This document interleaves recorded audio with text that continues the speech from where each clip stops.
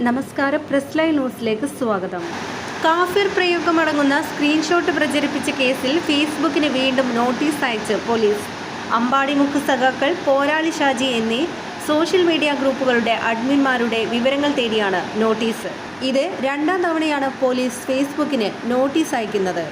ഈ പേജുകളിലായിരുന്നു കാഫിർ പ്രയോഗത്തിൻ്റെ വ്യാജ സ്ക്രീൻഷോട്ട് ആദ്യം പ്രത്യക്ഷപ്പെട്ടത്. കാഫിർ സ്ക്രീൻഷോട്ട് നിർമ്മിച്ചത് ലീഗ് പ്രവർത്തകൻ ഖാസിം അല്ലെന്ന് പോലീസ് സ്ഥിരീകരിച്ചിരുന്നു. കേസിൽ സൈബർ ടീമിന്റെ സഹായത്തോടെ ശാസ്ത്രീയ അന്വേഷണം പുരോഗമിക്കുകയാണ്. ഫേസ്ബുക്കിൽ നിന്ന് ലഭിച്ച വിവരങ്ങൾ ശേഖരിച്ച ശേഷം അറസ്റ്റിലേക്ക് കടക്കും. കാഫിർ പരാമർശം ഉൾപ്പെട്ട പോസ്റ്റുകൾ നീക്കം ചെയ്യാത്തതിന് ഫേസ്ബുക്കിന്റെ നോഡൽ ഓഫീസറെ പ്രതി ചേർത്തിട്ടുണ്ട്. CPIM നേതാവ് KK ലതികയുടെ ഫോൺ പരിശോധിച്ച് mahazar തയ്യാറാക്കിയിരുന്നു. KK ലതികയുടെ FB page hack ചെയ്യപ്പെട്ടുവെന്നാണ് പോലീസിന്റെ വാദം. കേസിൽ ഇതുവരെ 12 പേരുടെ മൊഴി രേഖപ്പെടുത്തിയിട്ടുണ്ട്. പ്രതികളെക്കുറിച്ച് പോലീസിന് വ്യക്തമായ സൂചന ലഭിച്ചിട്ടുണ്ടെന്നാണ് വിവരം.